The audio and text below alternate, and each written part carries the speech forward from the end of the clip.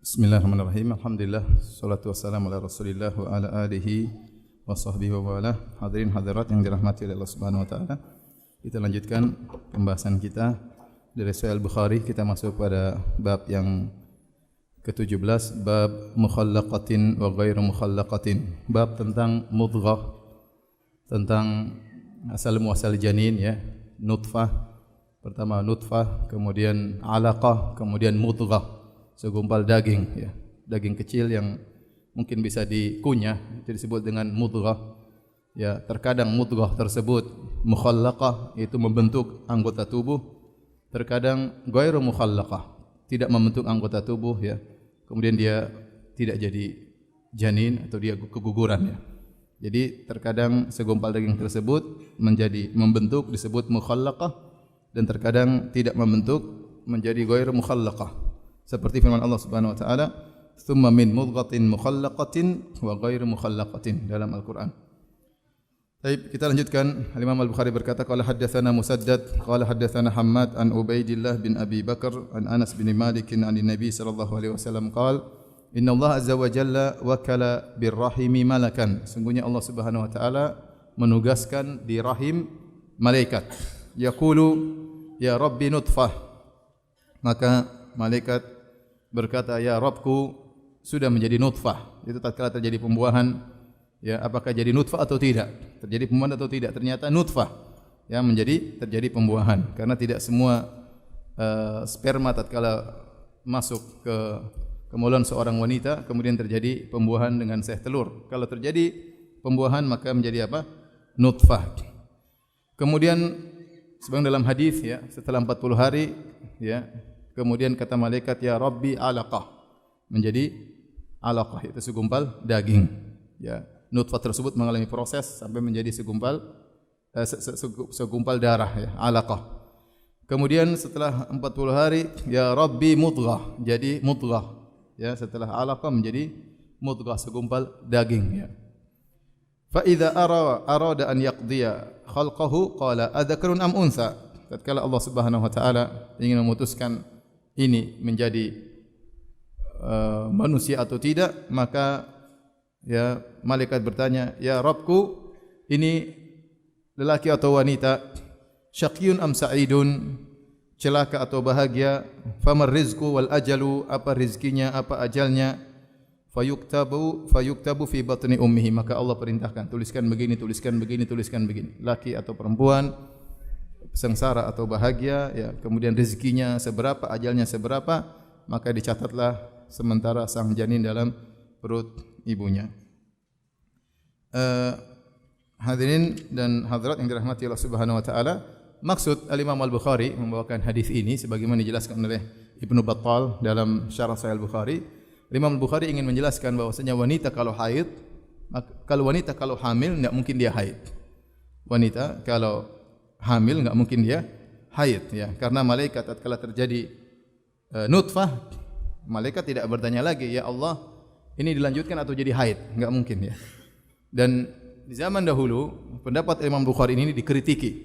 Di antara yang mengkritikinya adalah Al-Imam Ibnu Hajar rahimahullahu taala. Beliau berkata rahimahullah dalam Sahih Al-Bukhari bahwasanya hadis ini tidak menunjukkan wanita hamil tidak mungkin haid ya.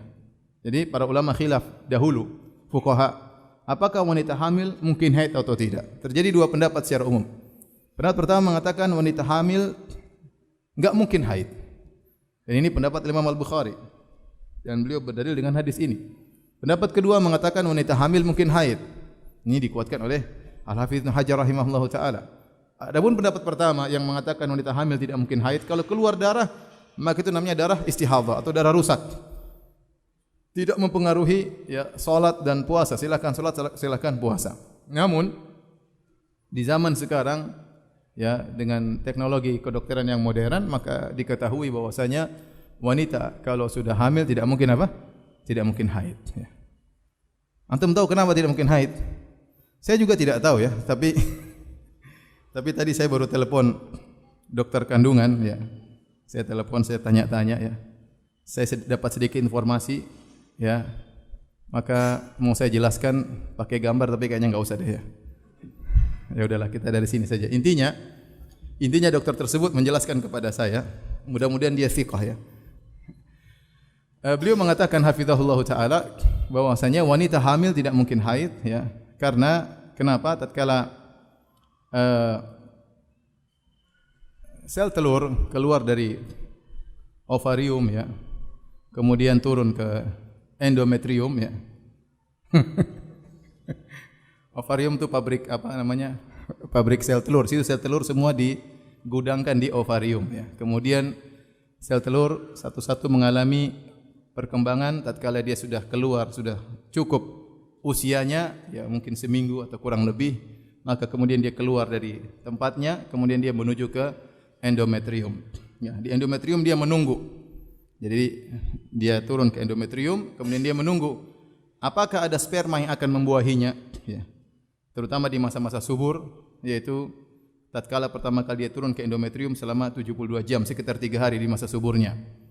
Kalau ternyata tidak ada sperma yang membuahinya, maka dia mengalami pengerusakan. Waktu dia mengalami pengerusakan, maka kemudian enzim progesteron menurun. Sehingga tatkala enzim progesteron menurun, maka endometrium, lapisan yang tempat menumpangnya sel telur tersebut akhirnya mengalami kerusakan dan akhirnya keluar bersama sel telur yang rusak tersebut menjadi haid. Ini mekanisme haid. Paham? Saya ulangi sekali lagi. Saya mau gambar tapi enggak enak demi Allah. Baik, saya ulangi sederhana. Ada namanya ovarium. Kalau para dokter ketika saya enggak apa, ini saya asal ngomong aja. Saya baru telepon tadi baru sekitar setengah jam lalu. Agar saya tidak salah menyampaikan. Jadi sel telur diproduksi di ovarium. Saatnya sel telur kemudian membesar, jadi sel telur banyak. Ini satu persatu, kemudian dia satu sel telur kemudian mengalami pengembangan dan itu butuh seminggu kurang lebih. Setelah dia cukup berusia, maka dia keluar dari ovarium menuju ke endometrium.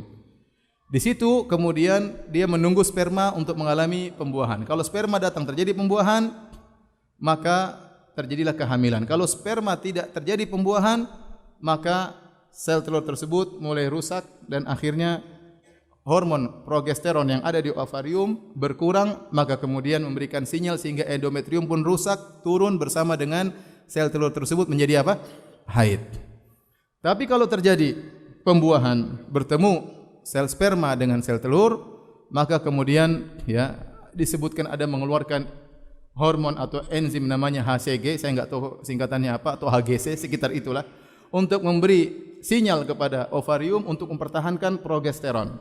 Tatkala progesteron bertahan, maka endometrium tidak jadi rusak dan dia menjadi nutrisi bagi sel telur tersebut. Sehingga tidak terjadi proses haid karena endometrium tidak apa?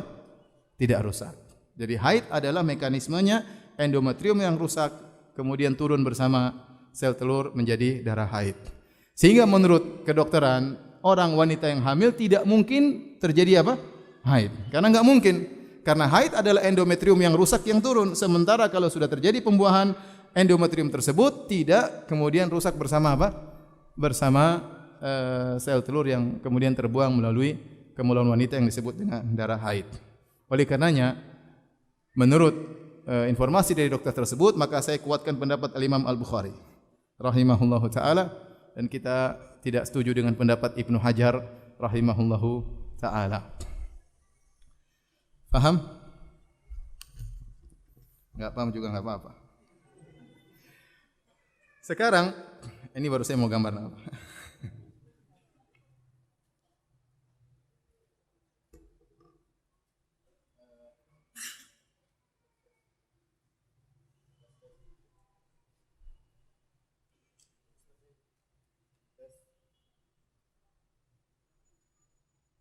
Panitia. Tes.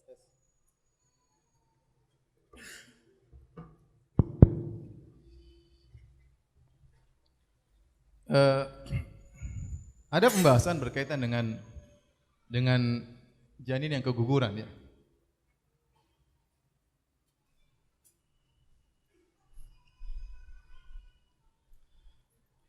Ya. Pertanyaannya, apakah wanita tersebut darahnya menjadi darah nifas kalau keguguran? Maka Para ulama menjelaskan atau dalam hadis disebutkan proses nutfah ya. Nutfah kemudian jadi apa tadi? Alaqah. Segumpal apa? Segumpal darah. Kemudian menjadi apa? Mudghah. Segumpal apa?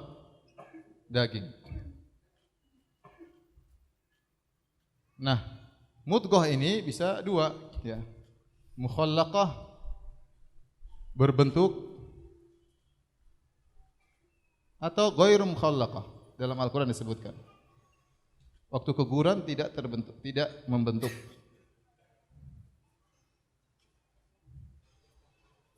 Nah, nutfah 40 hari. Alaqah berapa? 40 hari. Mudghah berapa hari? 40 hari. Nah, proses menjadi mukhallaqah atau ghairu mukhallaqah di masa mudghah. Ya, masa apa? Mudghah. Nah, kalau seandainya janin baru berumur 40 hari di fase nutfah kemudian keguguran, maka itu bukan darah nifas. Paham? Jadi kalau terjadi keguguran di masa ini 80 hari keguguran kurang dari 80 hari, maka darahnya darah apa? Darah rusak atau darah penyakit atau disebut dengan istihadhah. Al-istihadhah yang kita sudah bahas kemarin. Damul istihadhah. Jadi tetap sholat, tetap puasa, enggak ada masalah. Paham? Antum yang jomblo harus ngerti nih. Siapa tahu ada kejadian. Nah, kalau ternyata keguguran terjadi, ya, keguguran terjadi lebih dari 80 hari, ya, maka dilihat apakah ada mukhallaqah terbentuk, maksudnya kelihatan badannya, tangannya, kepalanya, paham? Itu namanya kelihatan bentuknya. Maka darah yang keluar adalah darah nifas. Kenapa? Karena sudah terbentuk anak. Ini disebut anak. Berarti anak keluar dan namanya nifas adalah darah yang keluar menjelang atau sesudah kelahiran. Berarti bisa dikatakan dia melahirkan anak tapi anaknya mati. Paham? Maka disebut dengan darah nifas. Adapun kalau tidak terbentuk, artinya tidak terlihat beda mana kepala, mana tangan, mana kaki, maka ini bukan darah nifas. Ini darah apa? Darah istihadhah. Paham? Kemudian kalau ternyata lebih dari keguguran, lebih dari 120 hari keguguran, lebih dari 120 hari, maka ini janin bernyawa. Janin ada ruhnya. Ada ruhnya. Maka ini kalau keguguran maka disolatkan, diakikahkan, dan boleh dinamakan karena dia sudah menjadi apa? Sudah menjadi anak yang bernyawa. Karena dalam hadis disebutkan, ya, yakunu nutfatan 40 yawman thumma yakunu 'alaqatan thumma yakunu mudghatan, ya, thumma yakunu mukhallaqah, kemudian fayursalu ilaihi al-malak fayanfukhu fihi ruh. Maka setelah masa ini malaikat akan datang kemudian mengirim setelah 40 hari, 40 hari, 40 hari dia mengalami masa mudghah 40 hari, maka malaikat niup apa? Ruh, ya. Di sini titik 120 3 bulan, 120 hari, maka malaikat tiup ruh. Inilah kira-kira hukum yang berkaitan dengan keguguran. Jadi kalau keguguran di antara 80 hari sampai 120 hari, ya, ini hukumnya berarti nyawa belum ada, ya, darahnya darah nifas tapi tidak perlu disolatkan, tidak perlu dimandikan, tidak perlu karena dia belum bernyawa. Dalam hadis disebutkan nyawa baru ditiupkan setelah 120 hari, 40. Ya, alaqah nutfah, alaqah, mudghah. Di masa mudghah ini setelah baru kemudian Allah meniupkan apa? Ruh. Paham? Setelah masa mudghah. Baik, ini kira-kira yang mungkin Apa manfaat dari mukhallaqah wa ghairu mukhallaqah?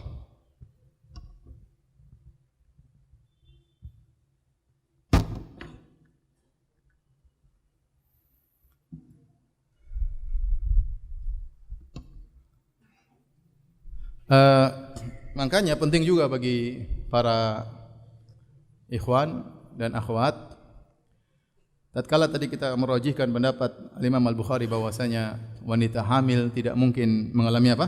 Haid, ya, karena endometriumnya tidak melebur, rusak bersama sel telur, maka demikianlah kira-kira mekanisme obat penghalang haid atau penunda haid. Tatkala seorang wanita meminumnya dengan teratur sesuai dengan anjuran dokter, maka dia akan membuat enzim progesteron bertahan, tidak turun. Karena kalau enzim progesteron turun, endometrium rusak. Kalau seandainya dia minum dengan teratur, maka enzim progesteron tidak turun sehingga tidak ada sinyal untuk endometrium apa? Rusak, sehingga tidak mungkin terjadi haid.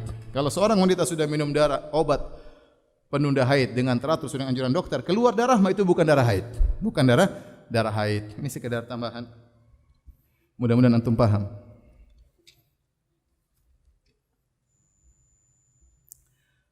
Baik. Itu paham tidak itu? Hah? Paham? Baik. Enggak apa-apa paham, jangan sok paham ya. Baik, kita lanjutkan. Babun kaifa tuhilul haidu bil haji wal umrah. Bab bagaimanakah wanita haid berihlal, yaitu mengatakan labbaik Allahumma umrah dengan atau labbaik Allahumma hajjan. Ya, bolehkah wanita haid berihlal, yaitu mengatakan labbaik Allahumma umrah, bertalbiyah labbaik Allahumma hajjan? Jawabannya boleh. Karena haid tidak menghalangi seorang wanita untuk berihram.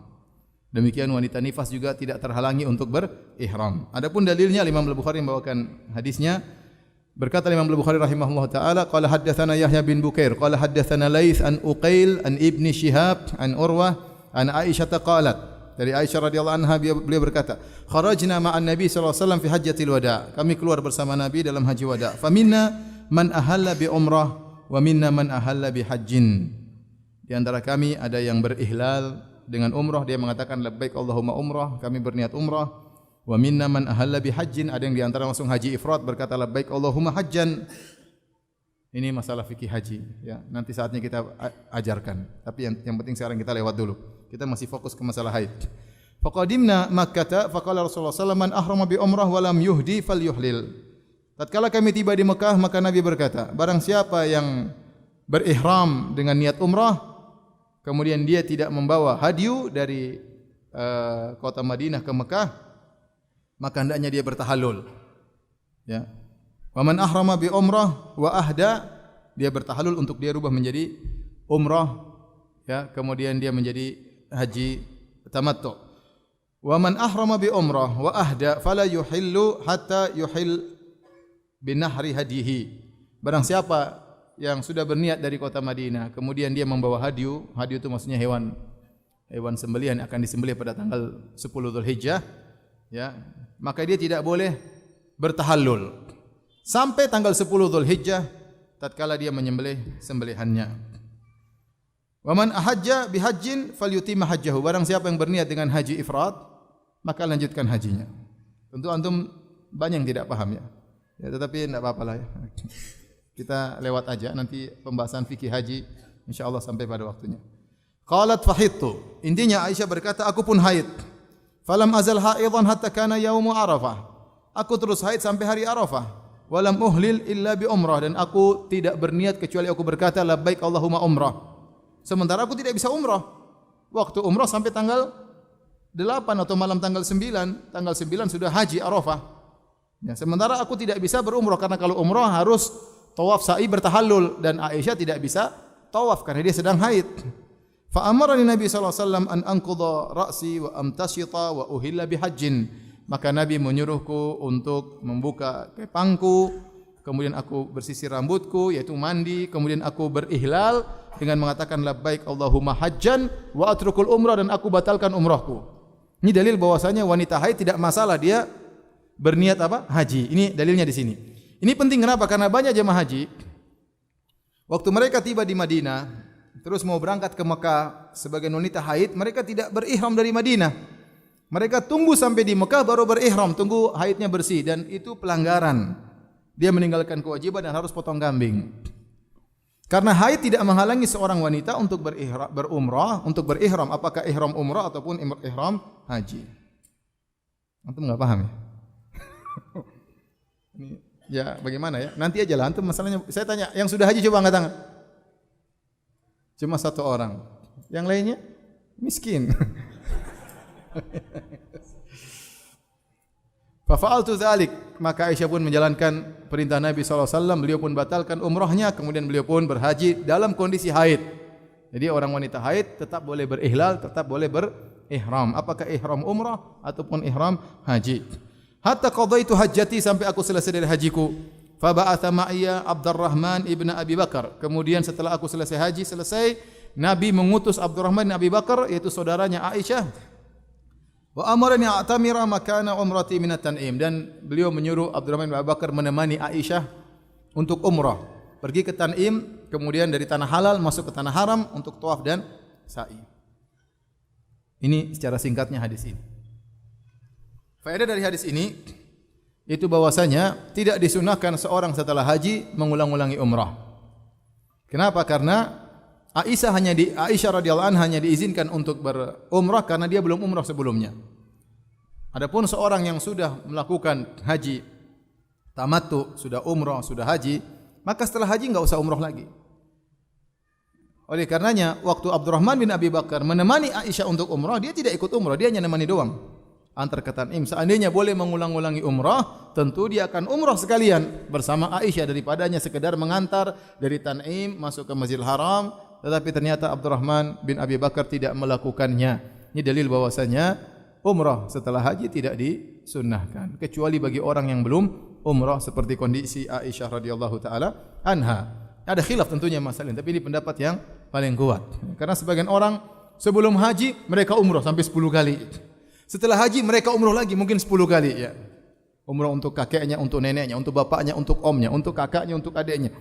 Kita bilang yang benar sunnah tidak demikian. Karena para sahabat setelah mereka berhaji tidak disebutkan mereka berumrah. Kalau seandainya itu perkara yang baik, tentu para sahabat akan mengulang-ulangi umrah baik sebelum haji ataupun setelah apa?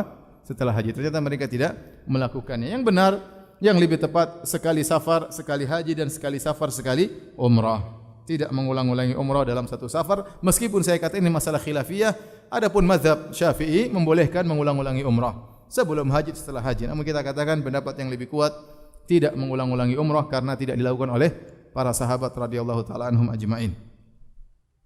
Baik, hadis berikutnya, pembahasan berikutnya, bab iqbalul haid wa idbaruhu.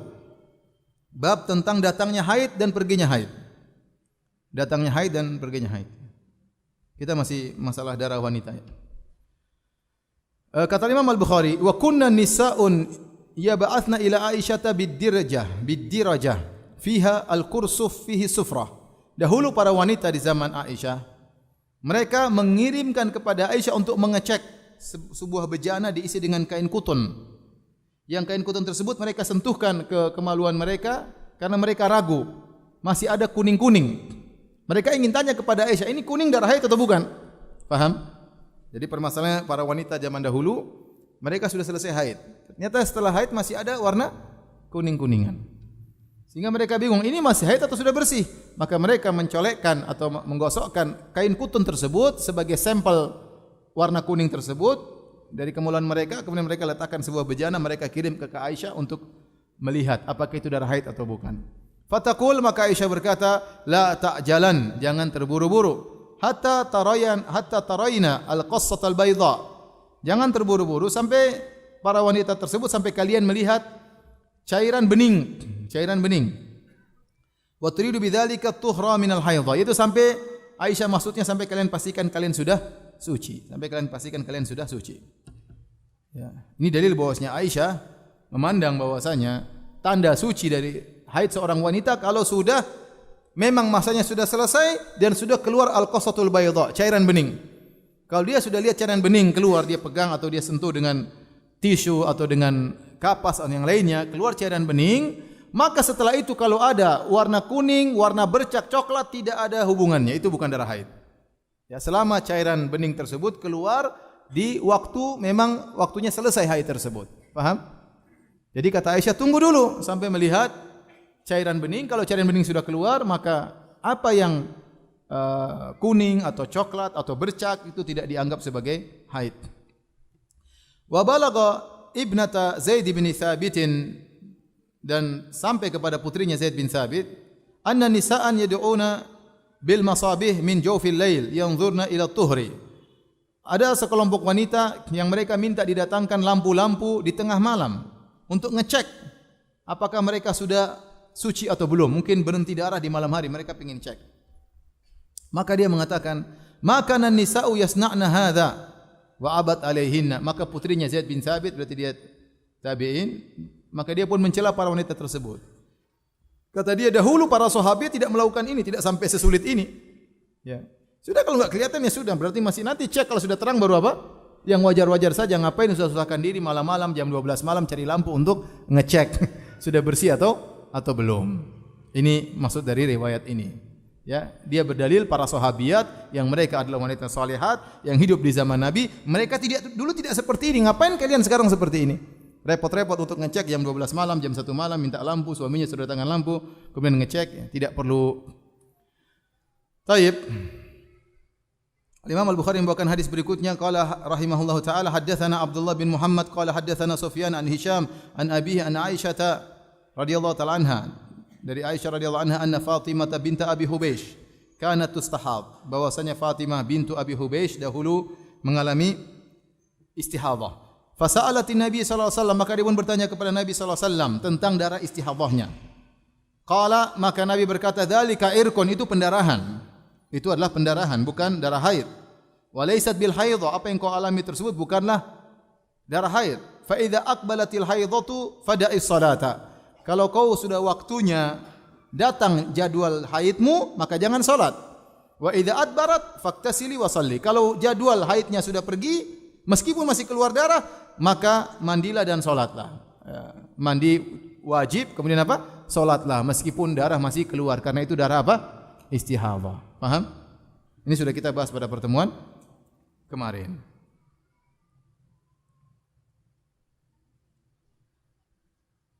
Taib, kita biar jelas bagi ibu-ibu, kita bahas tentang masalah warna kuning ini. Ini terkadang bikin stres ibu-ibu ya. Dan stres bapak-bapak. Ini sudah ya? Penghapusnya, Mak. Tolong penghapus. Depan sana ujung.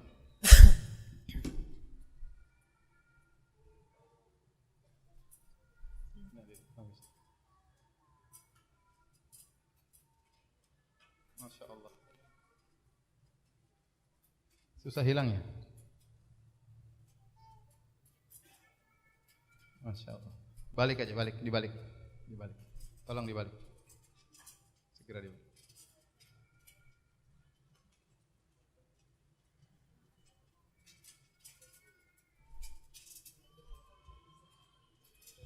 Taib. As-sufrah al-khudrah, yaitu kuning atau bercak. Apa hukumnya? Hukum kuning dan bercak ya. Maka ada khilaf di kalangan para ulama ya. Ada sekitar khilaf ya. Ada yang berpendapat kuning ya sebelum atau sesudah haid adalah haid. Jadi sebagian ulama menganggap kuning itu ya haid. Mau datang sebelum berarti dia sudah muqaddimah haid, berarti dia haid. Kemudian sesudah tetap juga haid sampai dia bersih. Ini pendapat. Pendapat yang kedua ya, kuning ya sebelum atau sesudah haid bukan haid. Karena Allah mengatakan haid itu darah. Sementara warna kuning itu bukan darah.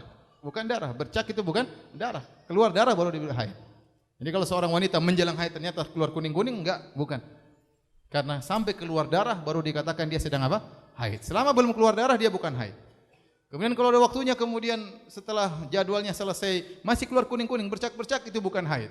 Karena haid harus darah. Ya. Ini pendapat. Pendapat yang berikutnya dikatakan kuning, ya. Ya. Kalau di tengah haid, masa haid, maka dia haid. Jika di luar masa, maka bukan haid. Sebenarnya ini sama, mirip-mirip dengan pendapat yang ini ya. Intinya, ikhwan,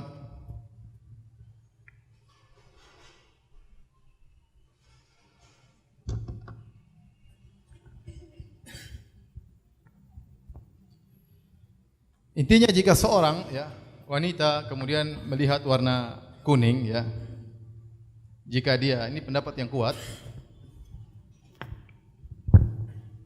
Pendapat yang kuat ya. Ya, jika dia melihat warna kuning ya sebelum haid, maka itu bukan apa? Haid. Jika dia warna kuning setelah haid, maka itu juga bukan haid. Nah, jika setelah haid, kondisi setelah haid,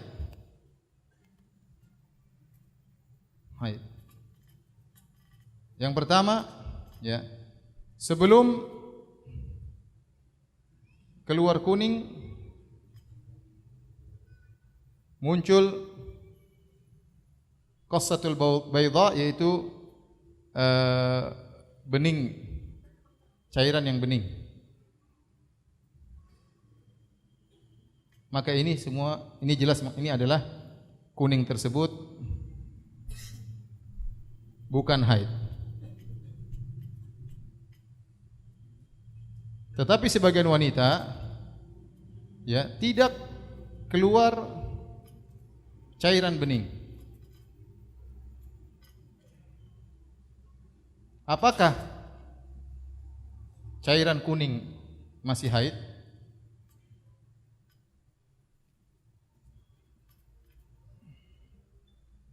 Paham ya?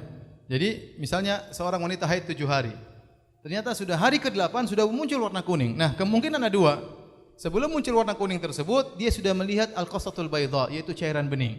Kalau sudah keluar cairan bening, berarti dia sudah suci.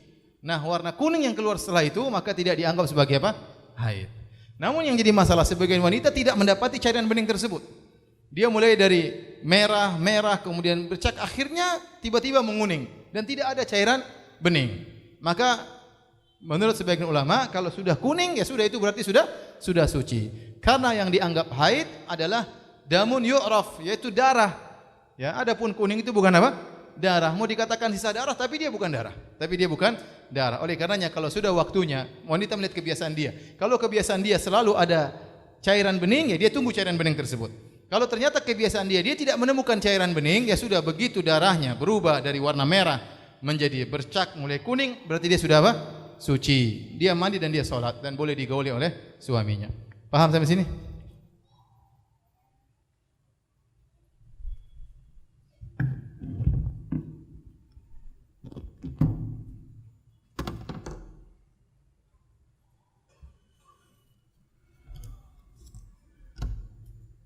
Baik, kita lanjutkan. Babun, saya ingin masalah haid cepat selesai ya. Jadi kemarin sudah berapa minggu kita bicara haid terus ya. Babun la taqdi al-haidu salat. Bab bahwasanya wanita haid tidak perlu mengqadha salat. Wanita haid tidak perlu mengqadha salat. Wa qala Jabirun wa Abu Sa'id an Nabi sallallahu alaihi wasallam tada'us salat. Berkata Jabir bin Abdullah Abu Sa'id Al-Khudri radhiyallahu anhu dari Nabi sallallahu alaihi wasallam, Nabi berkata tada'us salat, ya, bahwasanya wanita haid jangan salat. Wanita haid jangan apa? Salat, tinggalkan salat. Al-Imam Al-Bukhari berkata rahimahullahu taala, qala haddatsana Musa bin Ismail, qala haddatsana Hammam, qala haddatsana Qatadah, qala haddatsatsni Mu'adzatu anna imra'atan qalat li Aisyah. Dari Mu'adzah bahwasanya ada seorang wanita berkata kepada Aisyah, atajzi ihdana salataha idza tahurat? apakah kita harus mengqadha jika salah seorang dari kita wanita ya mengqadha salat jika dia setelah haid? Maka Aisyah berkata, "Aharuriyatun anti? Apakah engkau khawarij?" Karena yang bermazhab harus mengqadha salat bagi wanita haid sebagaimana mengqadha puasa, itu ada sekelompok dari kelompok khawarij. Mereka pernah khuruj atau kumpul di tempat namanya Haruri ya. Maka Aisyah berkata, "Aharuriyatun anti? Apakah engkau khawarij? Kenapa madhabmu seperti madhab orang khawarij?" Kata Aisyah, "Kunna nahidhu ma'an Nabi sallallahu alaihi wasallam fala ya'muruna bihi atau qalat fala naf'aluhu." Kami dahulu haid di zaman Nabi sallallahu alaihi wasallam dan Nabi tidak pernah menyuruh kami untuk mengqadha salat. Oleh karenanya wanita haid cuma disuruh mengqadha puasa namun tidak mengqadha apa? Salat. Adapun mazhab sebagian khawarij yang terlalu berlebih-lebihan dalam ibadah, mereka mewajibkan wanita yang haid untuk mengqadha apa? Salat, untuk mengqadha salat, dan itu adalah pendapat yang tidak benar. Kita lanjutkan. Babun an-naumu ma'al haid. Bab tidur bersama wanita haid. Al-Imam Al-Bukhari berkata, qala haddatsana Sa'ad bin Hafs, qala haddatsana Syaiban an Yahya an Abi Salamah an Zainab ibnati Abi Salamah haddatsathu anna Ummu Salamah qalat. Dari Ummu Salamah radhiyallahu anha beliau berkata, "Hidtu wa ana ma'an Nabi sallallahu alaihi wasallam fil khamira." Aku dalam kondisi haid dan aku sedang bersama Nabi dalam satu kain, dalam satu selimut. Fansalaltu fa kharajtu minha. Aku pun lagi bersama Nabi, tiba-tiba aku haid. Maka aku pun keluar diam-diam dari selimut tersebut. Fa akhadtu thiyaba haidati falabistuha. Kemudian aku ganti bajuku dengan baju haidku. Mereka punya baju khusus untuk apa? Haid. Fa qala li Rasulullah sallallahu alaihi wasallam, maka Rasulullah sallallahu alaihi wasallam bertanya kepadaku, "Ana fisti? Kenapa kau keluar dari selimut ganti baju? Apakah kau haid?" Qultu na'am. Iya ya Rasulullah, aku haid. Fada'ani fa adkhalani ma'ahu fil khamila. Nabi panggil aku lagi dan Nabi masukkan aku dalam selimut. Ya, jadi enggak apa-apa wanita haid tidur sama saya, enggak ada masalah ya, dalam satu selimut. Qalat haddatsatsni anna Nabi sallallahu alaihi wasallam kana yuqabbilu wa huwa sha'im. Dan Ummu Salamah juga mengabarkan bahwasanya Nabi sallallahu alaihi wasallam menciumnya sementara Nabi dalam kondisi puasa. Wa kuntu aktasilu ana wan nabiyyu min ina'in wahidin minal janabah. Dan aku mandi bareng bersama Nabi sallallahu alaihi wasallam karena mandi janabah dalam satu tempayan. Ini menunjukkan mesranya Nabi sallallahu alaihi wasallam meskipun istrinya dalam kondisi haid, Nabi tetap membiarkan istrinya tidur di sampingnya meskipun mungkin ada bau yang kurang enak, tapi Nabi tetap bermesraan dengan Ummu Salamah. Dan kemudian Nabi sedang berpuasa pun tidak menghalangi beliau untuk mencium Ummu Salamah, dan Nabi sallallahu alaihi wasallam mandi bareng dengan Ummu Salamah radhiyallahu taala anha. Kemudian bab berikutnya, babun, ya ini membantah orang-orang Yahudi kalau sudah ada wanita haid mereka tidak mau makan sama wanita tersebut. Ya, bahkan tidak mau tidur sama wanita tersebut karena orang-orang Yahudi terlalu berlebih-lebihan dalam hal ini. Ya, bahkan mereka berlebih-lebihan dalam masalah taharah, berlebih-lebihan juga dalam masalah halal dan haram. Ya, ada teman saya kerja di Eropa di rumah sakit Yahudi. Di briefing dikasih tahu, ya. Kamu kalau datang ke rumah sakit ini, jangan taruh makananmu di dalam kulkas kami. Enggak boleh. Ya. Akhirnya ada seorang lupa, dia bawa mungkin makanan tertentu, dia taruh di kulkasnya orang Yahudi. Ketahuan makanan dia taruh situ, semua isi kulkas dibuang. Semua isi kulkas dibuang. Teman saya juga, dia punya rekan kerja orang Yahudi di Australia. Dia cerita. Suatu hari orang Yahudi tersebut kasih dia sesuatu yang buat dikonsumsi. Maka teman saya tanya, ini halal enggak? Maka Yahudi tersebut tersinggung. Kata dia, halal kami lebih ketat daripada halal kamu. Halal kami lebih ketat daripada halal kamu. Dan benar mereka ketat ya. Ya sampai di sebagian mereka kalau motong misalnya untuk memotong ayam harus dipisah dengan motong ikan, tidak boleh digabung. Di antaranya mereka terlalu tasyaddud, berlebihan, ekstrim dalam masalah wanita haid. Kalau wanita haid maka tidak boleh makan semeja dengan mereka, apalagi tidur dengan mereka. Dan Nabi membantah mereka. Nabi SAW istrinya haid, bahkan Nabi panggil untuk tidur berselimut bersama Rasulullah SAW. Kemudian bab berikutnya, bab man ittakhadha thiyabal haidi siwa thiyabi tuhri. Bab tentang seorang wanita yang memiliki baju khusus untuk haid selain baju yang dia pakai tatkala suci. Imam Al-Bukhari rahimahullah berkata, qala haddatsana Muadz ibnu Fadalah qala haddatsana Hisham an Yahya an Abi Salamah an Zainab ibnati Abi Salamah an Ummi Salamah qalat, dari Ummu Salamah beliau berkata, baina ana ma'an Nabi sallallahu alaihi wasallam muttaji'atun fi khamilatin, tatkala aku sedang bersama Nabi dalam satu selimut, hittu, aku pun haid dan dia rasa keluar darah. Fansalaltu, aku pun keluar, insilal itu keluar diam-diam, ya, pelan-pelan keluar. Fa akhadtu thiyaba haidati, lalu aku mengambil baju khusus haidku. Faqala ana fisti, Nabi bertanya, apakah engkau haid, istriku? Dan ini dalil Nabi tidak tahu ilmu gaib. Istrinya haid saja Nabi tidak tahu, tanya dulu, apakah engkau haid? Faqultu na'am, kata Ummu Salamah, iya. Fada'ani fattaja'tu ma'ahu fil khamilah, maka Nabi panggil aku dan aku pun berbaring bersama Nabi dalam selimut tersebut. Ini dalil bahwasanya tidak mengapa seorang memiliki baju khusus buat apa? Haid, yang sering terkena darah, dia cuci sering kena darah, jadi baju tersebut dia khususkan untuk dia pakai tatkala sedang haid. Bab berikutnya, babun syuhudul haidil idaini wa da'watul muslimin wa ya'tazilna musalla. Bab tentang para orang wanita haid menghadiri salat Idul Fitri dan Idul Adha dan menghadiri doanya kaum muslimin dan mereka meninggalkan musalla, tempat salat. Ya, musalla tempat salat Id. Jadi wanita haid tetap disunahkan untuk datang menghadiri salat Id. Tatkala ada doa maka diaminkan oleh mereka, ya.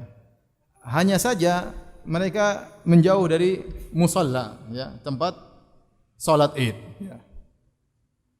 Taib. Al-Imam Al-Bukhari berkata, qala hadatsana Muhammad, qala akhbarana Abdul Wahhab an Ayyub an Hafsah qalat, dari Hafsah beliau berkata, kunna namna'u awatiqana an yakhrujna fil aidain. Kami dahulu melarang, ya, para wanita, ya, yang masih remaja-remaja, ya, untuk keluar menghadiri salat Id. Jangan, kami larang, tidak boleh. Faqadimat imra'atun fanazalat qasra Bani Khalaf fahaddathat an ukhtiha. Kemudian datanglah seorang wanita, dia pun singgah di qasarnya Bani Khalaf. Kemudian dia bercerita tentang saudari perempuannya. Wa kana zawju ukhtiha ghaza ma'an Nabi sallallahu alaihi wasallam 12 ghazwah. Dan dia cerita, saudari saya, ya, suaminya pernah mengikuti perang bersama Nabi sebanyak 12 kali perang. Wa kanat ukhti ma'ahu fi sittin, dan saudariku itu pernah menyertai suaminya dalam 6 peperangan bersama Nabi sallallahu alaihi wasallam. Dari 12 peperangan suaminya ikut Nabi, 6 dia pernah menyertai suaminya dalam 6 peperangan tersebut. Qalat, kemudian saudariku bercerita dalam peperangan, kunna nudawi al-kalma, kami dahulu para wanita tugasnya adalah mengobati lelaki-lelaki yang terluka dalam peperangan. Ini boleh. Para wanita boleh ikut dalam peperangan, tapi mereka tidak ikut berperang kecuali terpaksa, dan tugas mereka adalah menyediakan air bagi para pejuang, mengobati luka-luka para pejuang, dan itu dilakukan oleh istri-istri para sahabat dan juga istri-istri Nabi melakukannya. Wa naqumu 'alal marda, dan kami merawat para orang-orang yang sakit. Fasa'alat ukhti an-nabiy sallallahu alaihi wasallam, dan saudariku bertanya kepada Nabi sallallahu alaihi wasallam dalam satu kesempatan, a'ala ihdana ba'sun idza lam yakun laha jilbabun alla takhruj? Apakah tidak mengapa bagi salah seorang dari kami kalau enggak punya baju, tidak punya jilbab, dia tidak ikut keluar menghadiri salat Id? Nabi suruh kan ikut hadir salat Id. Tetapi kata dia, ya Rasulullah, kami tidak punya jilbab, boleh enggak kami enggak ikut keluar? Ya, karena mereka ingin menjaga harga diri mereka, jangan sampai ada yang terlihat dari aurat mereka. Nabi berkata, litul bisha sahibatuha min jilbabiha, hendaknya temannya meminjamkan jilbabnya kepada dia. Walitashhad al khaira wa da'watal muslimin, agar wanita haid tersebut meskipun haid dia pinjam jilbab dari saudarinya, dari kawannya, dan dia ikut serta dalam menghadiri salat Id dan melihat bagaimana doanya kaum muslimin. Falamma qadimat Ummu Atiyah sa'altuha, ya, kata Hafsah, tatkala datang Ummu Atiyah, aku pun bertanya kepada dia, asami'ti Nabi sallallahu alaihi wasallam, apakah kau pernah mendengar hadis-hadis dari Nabi sallallahu alaihi wasallam? Qalat bi abi, na'am, iya. Wa kanat la tadhkuru illa qalat bi abi, dan tidaklah Ummu Atiyah kalau menyebut Nabi kecuali dia berkata bi abi, yaitu aku menebus engkau Nabi sallallahu alaihi wasallam dengan ayahku. Sami'tuhu yaqul, kata Ummu Atiyah radhiyallahu anha, aku mendengar Nabi berkata, yakhrujul awatiqu wa dhawatul khudur wal huyyadhu wal yajhadna al khaira wa da'watal mu'minin. Para remaja-remaja wanita keluar, dhawatul khudur yaitu wanita yang dipingit, yang ditaruh di pojok rumah, yang tidak pernah keluar, juga suruh keluar untuk menghadiri salat Id. Wal huyat, bahkan wanita-wanita yang haid juga disuruh keluar untuk menghadiri salat Id. Wal yashhadna al khair, agar mereka menghadiri kebaikan kaum muslimin. Wa da'watul mu'minin, dan doanya kaum mukminin. Kemudian kata Nabi, wa ya'tazilul huyyadu al musalla, adapun wanita haid hendaknya menjauhi tempat salat. Qalat Hafsatu, kata Hafsah, aku bertanya kepada Ummu Atiyah, al-huyyat, apakah wanita haid juga disuruh keluar untuk menghadiri salat Id? Ya. Faqalat, maka dia menjawab Ummu Atiyah, alaysa tashhadu Arafata wa kadza wa kadza, bukankah wanita haid boleh wukuf di padang Arafah? Bukankah wanita haid boleh ini, boleh ini, boleh ini, boleh ini? Kenapa tidak boleh ikut menghadiri salat Id? Azan ya. Baik, tolong azan.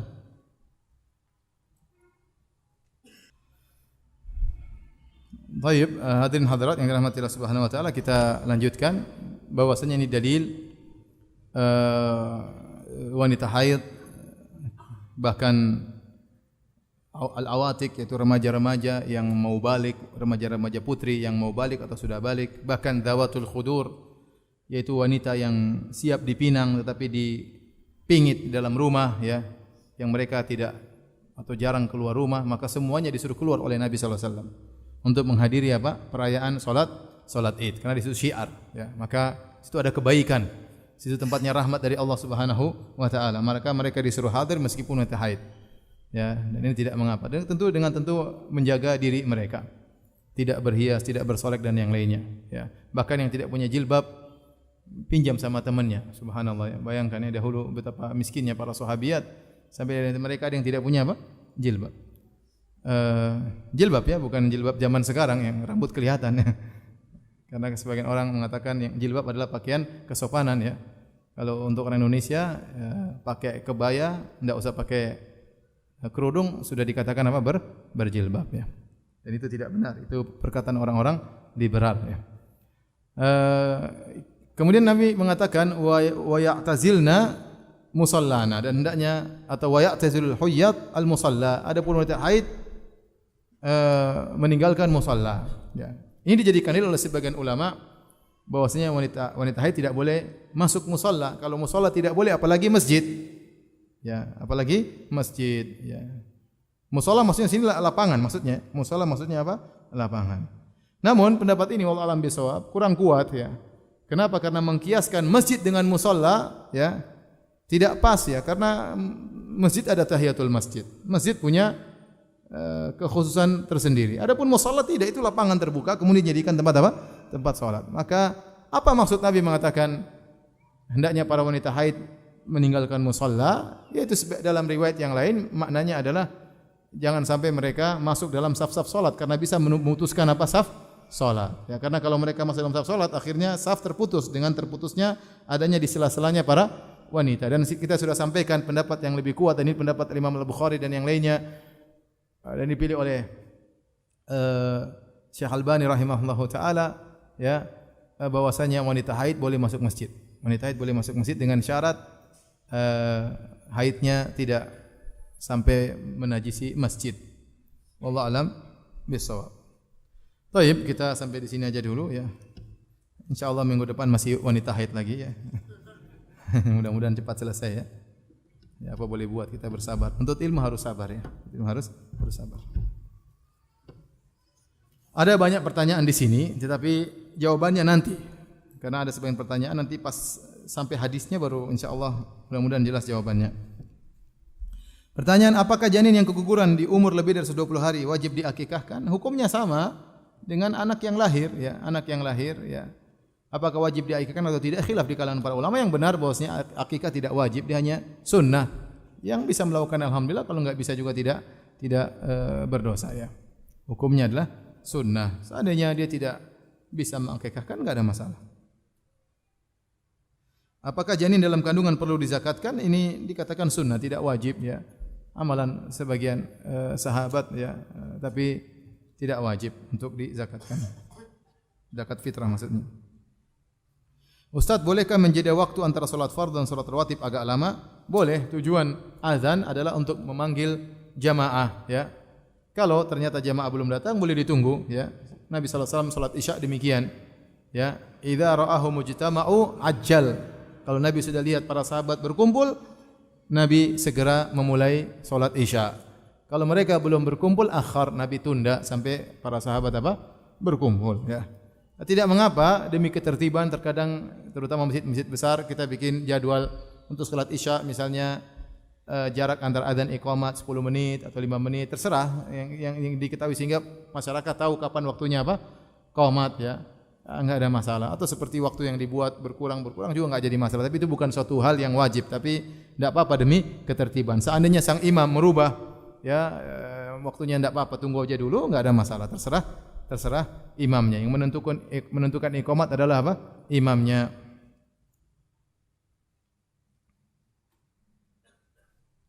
Pertanyaan saya, Ustaz, waktu yang tepat diadakan pengajian orang hamil di saat usia kehamilan 4 bulan 7 bulan, Ustaz. Apa maksudnya ini? Waktu yang tepat diadakan pengajian orang hamil. Emang ada pengajian orang hamil dan orang tidak hamil?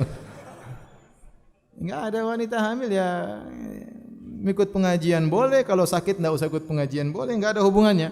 Apakah bulan ke-4, bulan ke-7? Enggak ada syariat seperti ini, ya. Dia seperti wanita yang lainnya. Ikut pengajian alhamdulillah, kalau sakit enggak ikut pengajian enggak apa-apa. Tidak ada maksudnya pada bulan ke-4 kumpul-kumpul bikin pengajian dalam rangka bulan ke-4 atau kumpul-kumpul bikin pengajian dalam rangka bulan ke-7, ya. Atau setiap bulan bikin pengajian, ya. Tidak ada hubungannya. Apalagi diyakini kalau bikin pengajian maka akan memberi keberkahan pada sang janin dan yang lainnya, maka ini tidak ada syariatnya dari Nabi sallallahu alaihi wasallam. Seandainya Nabi mensyariatkan hal ini, tentu berat bagi wanita hamil. Iya, tiap bulan harus bikin pengajian. Apakah diharamkan wanita menggunakan KB? Hukum asalnya seorang tidak boleh membatasi, ya, kelahiran, ya, kecuali dalam kondisi darurat, ya. Tapi dia boleh menjarangkan, ya, mengatur itu boleh, ya. Mengatur boleh, tapi kalau dia membatasi, misalnya saya cuma 3 kemudian saya tutup karena saya takut tidak bisa memberi nafkah kepada anak ini misalnya, maka ini adalah bentuk suudzon kepada Allah Subhanahu wa taala, dan itulah keyakinan orang-orang kafir dahulu. Mereka membunuh anak-anak mereka karena khasyata imlaq, takut miskin, ya. Jadi kalaupun seorang misalnya menjarangkan kelahiran atau dia membatasi kelahirannya karena ada kondisi tertentu, sakit atau anjuran dokter karena dia mengalami suatu kondisi, maka tidak mengapa. Bukan karena takut tidak bisa kasih makan anak tersebut, ya. Rezeki di tangan Allah Subhanahu wa taala. Jadi intinya seorang jangan membatasi kelahiran, tapi dia menunda, menjarangkan boleh melihat situasi dan kondisi, ya. Tapi kalau harus berhenti karena kondisi tertentu maka tidak mengapa. Contoh, anak saya 5, ya. Pas anak yang kelima ditutup sama dokter. Karena anak saya dari nomor 1 sampai nomor 5 semuanya operasi. Semuanya operasi. 1, 2, 3, 4, 5. Begitu operasi yang kelima di Indonesia ditutup sama dokter, ya sudah, ya. Saya enggak bisa, mungkin jangan dok, susah, ya. Dokter bilang ini harus ditutup karena kondisi rahim begini-begini, ya. Itu ilmunya dokter, maka akhirnya ditutup oleh dokter. Padahal waktu anak ketiga dan keempat di Saudi, dokternya tidak suruh tutup, ya. Anak saya ketiga dan 4 lahir di Arab Saudi, tidak ditutup. Begitu yang kelima lahir di Indonesia, ditutup sama dokter. Ya sudah, masa kita mau lawan dokter?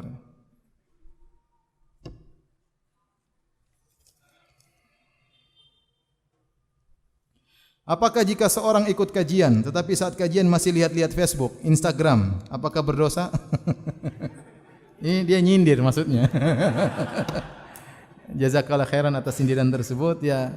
Ikhwan-ikhwan, mohon merasa tersindir, ya, agar tidak melakukannya. Kalau pengajian maka konsen. Kalau memang ada sesuatu yang perlu ada WhatsApp karena kondisi tertentu, maka silahkan. Misalnya sambil pengajian ternyata dia sambil mengontrol orang sedang sakit misalnya, yaitu kondisi darurat, semua bisa memaklumi. Adapun sedang kajian kemudian lihat kabar-kabar yang lain, maka jangan demikian, itu bukan adab penuntut ilmu. Demikian saja kajian kita, insyaallah kita lanjutkan. Wallahu alam, saya enggak tahu Selasa depan ada kajian atau tidak. Nanti tunggu pengumuman, ya. Karena saya ada kegiatan, ya, belum tentu saya bisa hadir, tapi nanti tunggu pengumuman aja, ya. Tapi kalau 2 minggu setelah ini insyaallah ada pengajian. Subhanakallah bihamdik asyhadu an la ilaha illa anta astaghfiruka wa atubu ilaik. Assalamualaikum warahmatullahi wabarakatuh.